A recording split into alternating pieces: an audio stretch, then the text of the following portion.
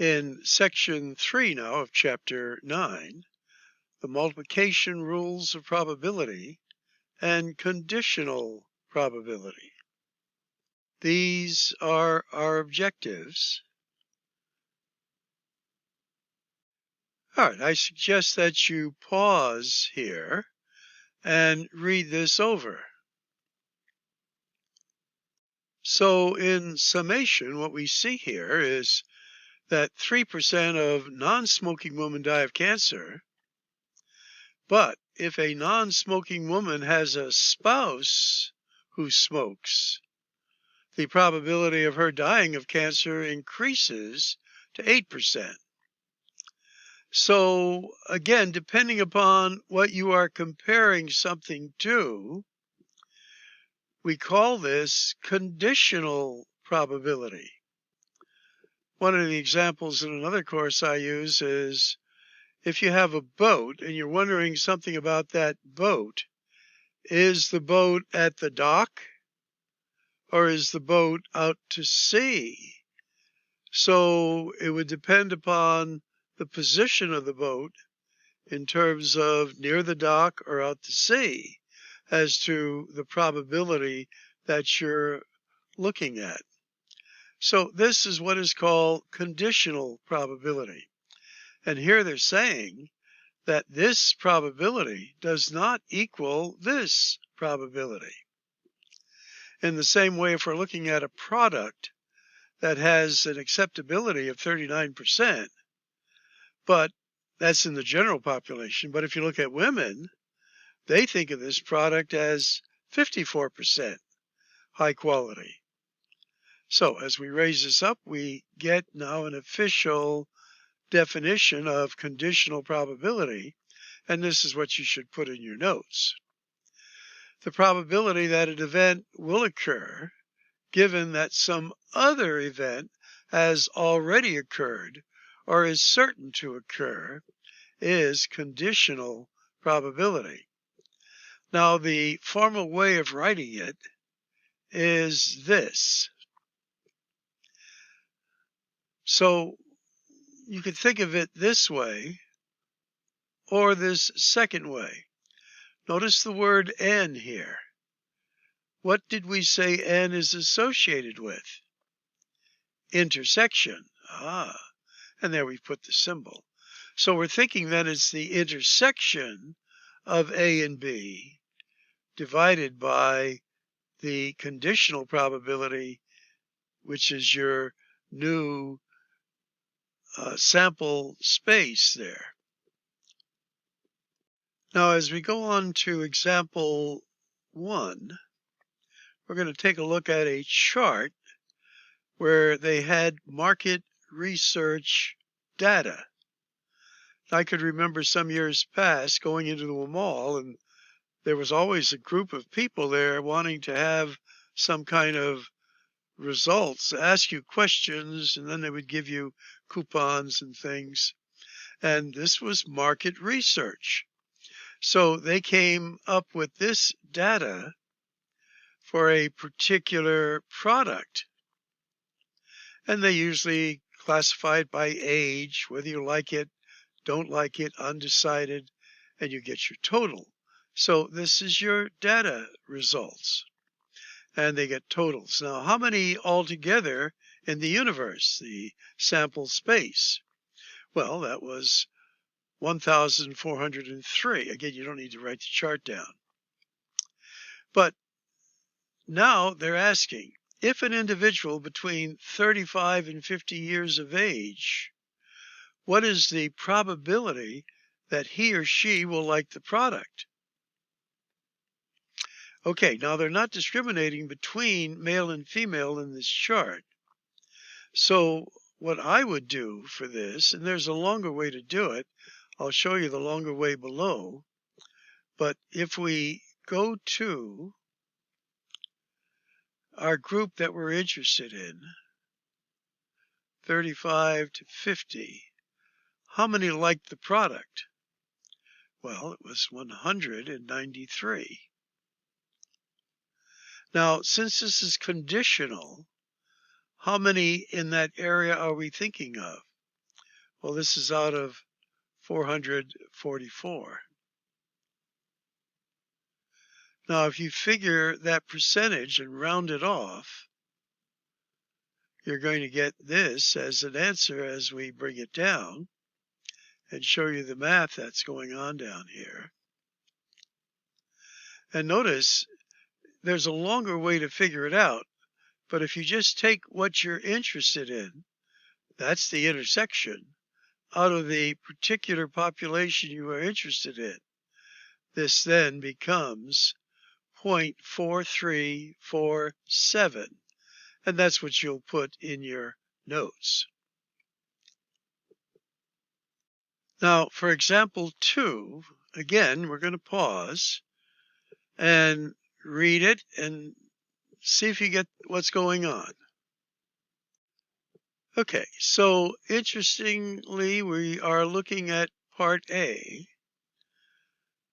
What is the probability that a randomly chosen applicant has served in the military, given that he is a male?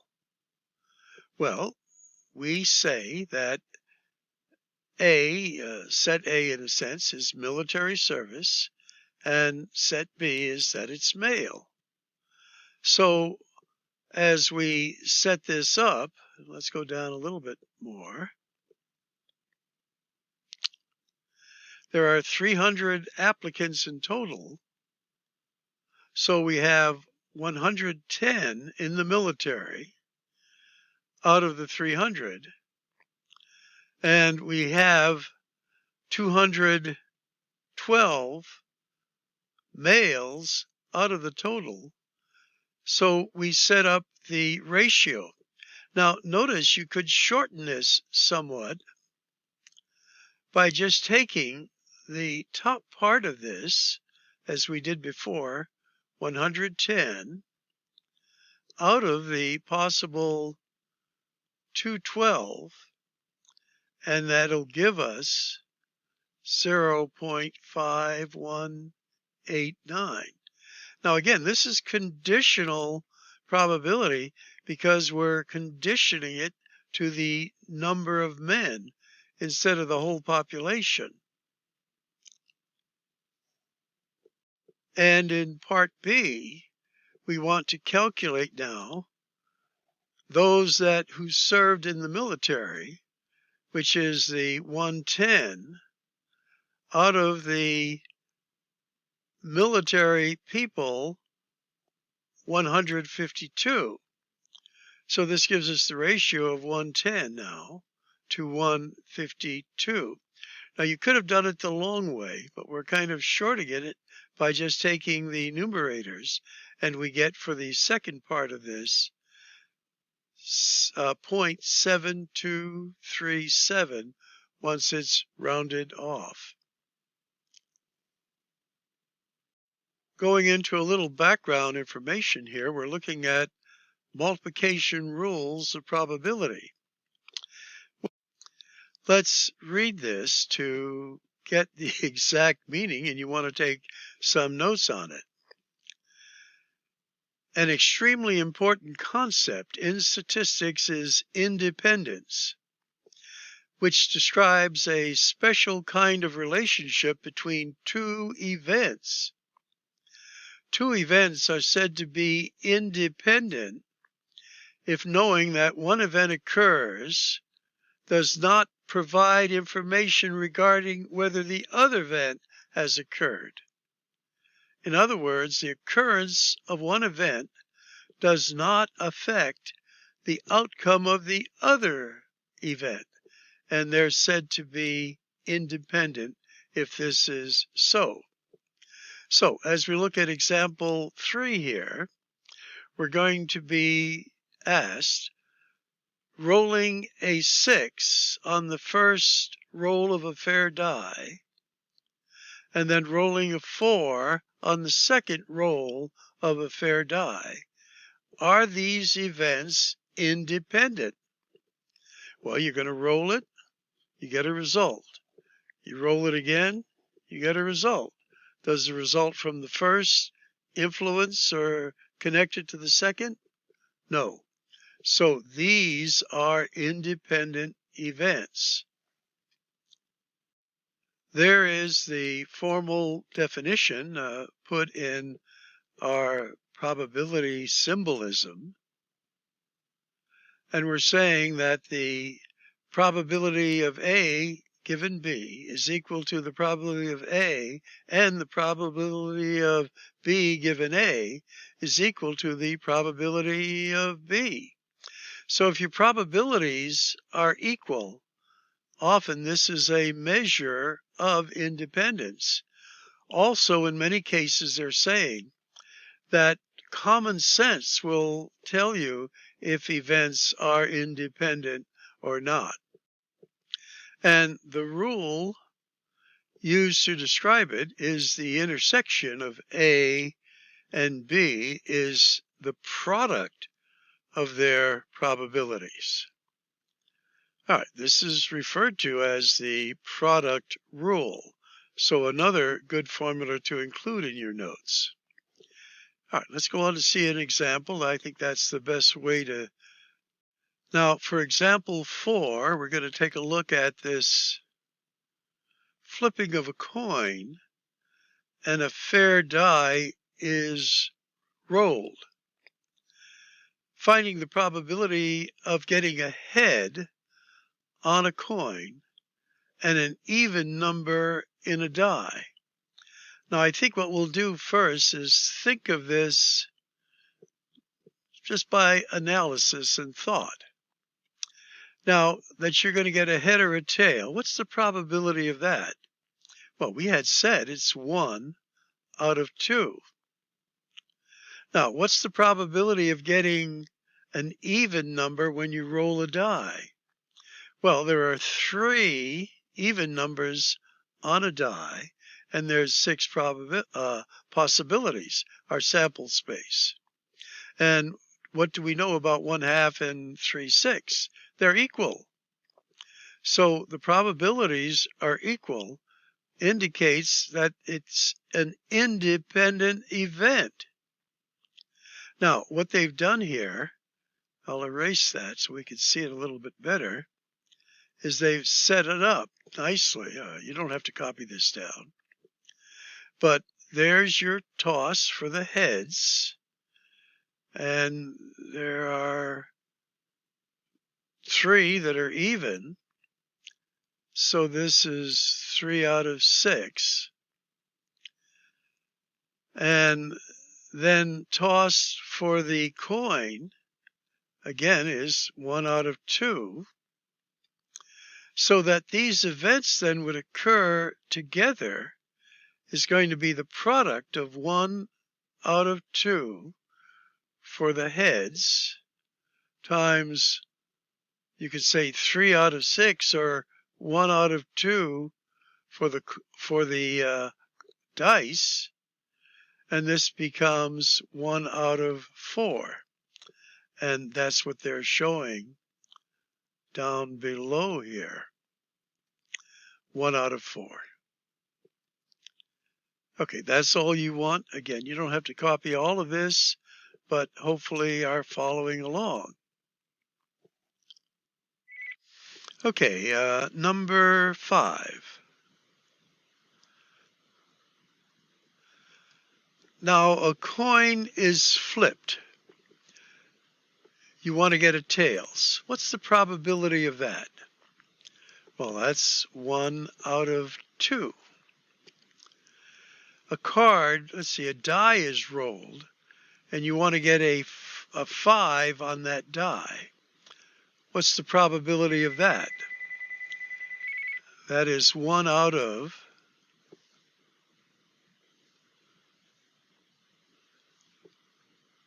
6. Getting a phone call here. Now, you want to pick out from a deck of cards the Jack of clubs. What's the probability of that? Well, there's 1 card out of a deck of 52. And that's your probability. And since they're all independent events, you're just going to multiply this. And if we look down toward the bottom, where this is all worked out for us, I can then put it in, and you're going to put it in your notes. This equals 1 out of 624, which in its decimal approximation is 0.0016. All right, let's go on.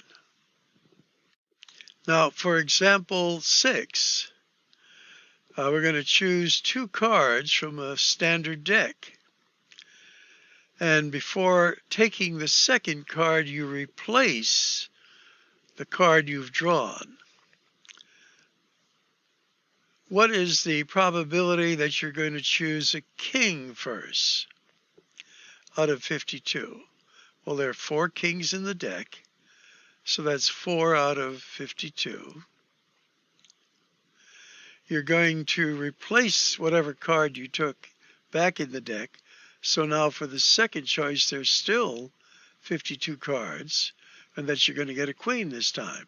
Well, this is 4 out of 52.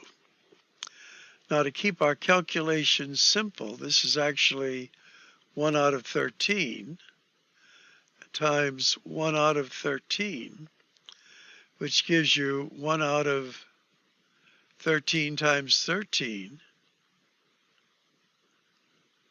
Well, they're doing it a little differently here. Let's do it that way. I see they didn't simplify it here. They just multiplied through using your calculator. No big deal. We got 1 over 169, and the decimal fractions are the same, rounded off to 4 decimal places. Let's go on. Now, in example 7, we're going to use multiplication for independent events, and they say that in the process of producing a certain product, there is a chance that there's a defect. But there's also, of course, the probability that there's no defect. So here is product A, no defect, 0.9. Product B, no defect, 0.7. Product C, no defect, 0.8. Product D, no defect, 0.9. This is what is the probability that all 4 parts are defective? Well, what do you do here? You find the complement of each one of these. That would be the defect. So for product A, that would be 0.1. Product B, that would be 0.3. Product C is 0.2. And product D is 0.1. Now, if you multiply all these together, it's just 1 times 3 times 2 times 1 is 6. But you need how many decimal places in your answer? You need 4 decimal places. So there's the probability that the products are all defective, which is rather low. Now, what is the probability that their product does not work?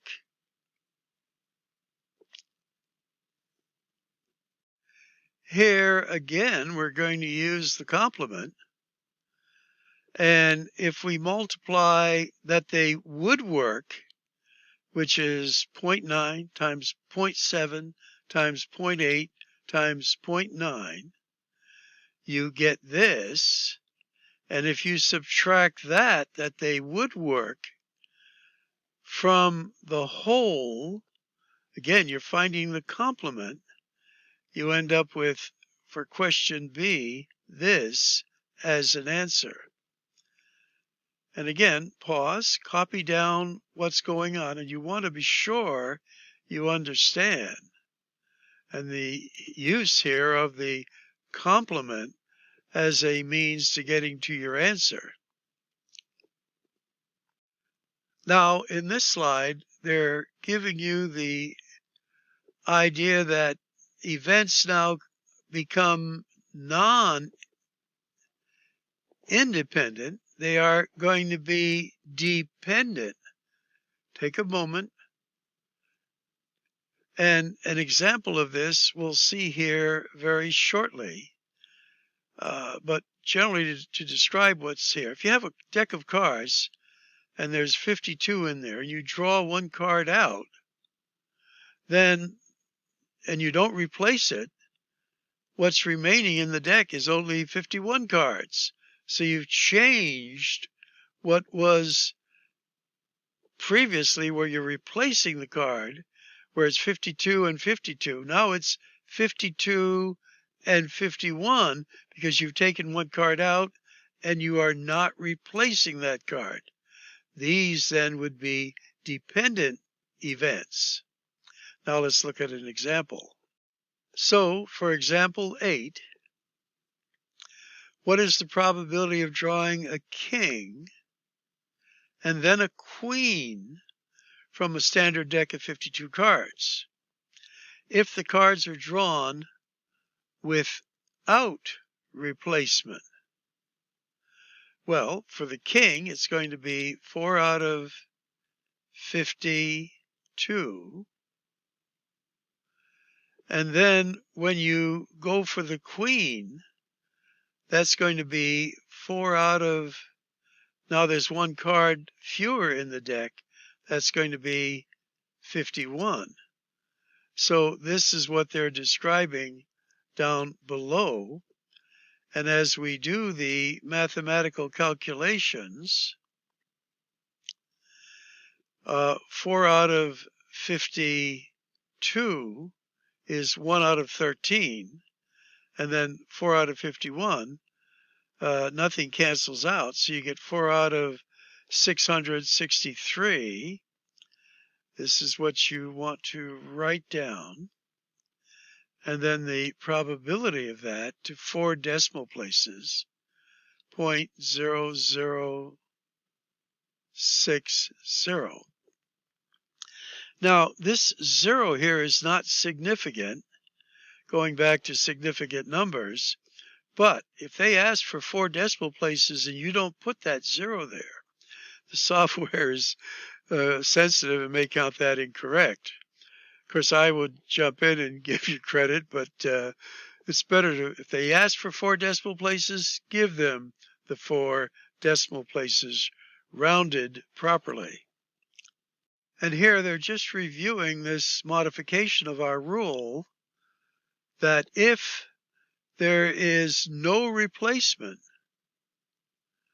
then you have, in a sense, a condition that you now have a new set. Instead of having 52, you now have 51. That's a condition. So again, write this down, and hopefully you can understand what they're referring to. All right, we have one more slide. Let's just go on to it. And here we assume that there are 17 men and 24 women in the Lions Club. 2 members are chosen at random each year to serve on the hospitality committee. When choosing the 2 members, what is the probability that the first member chosen is a man and the second member chosen is a woman? Now again, you're not putting the man back in because you can't have 2 people be the same host. So, how many men? That would be 17 out of a total. If you add these together, you get 41. And then now, how many are left in the club? 40. And you want to choose a woman, and there were 24 women. And then, can we cross-cancel anywhere? No. So our math then gives us this when we simplify it to 0.2488. Okay, you'll have your challenges, working some practice, and then later the certify. And with only one lesson left, we're getting very close to the end of the course.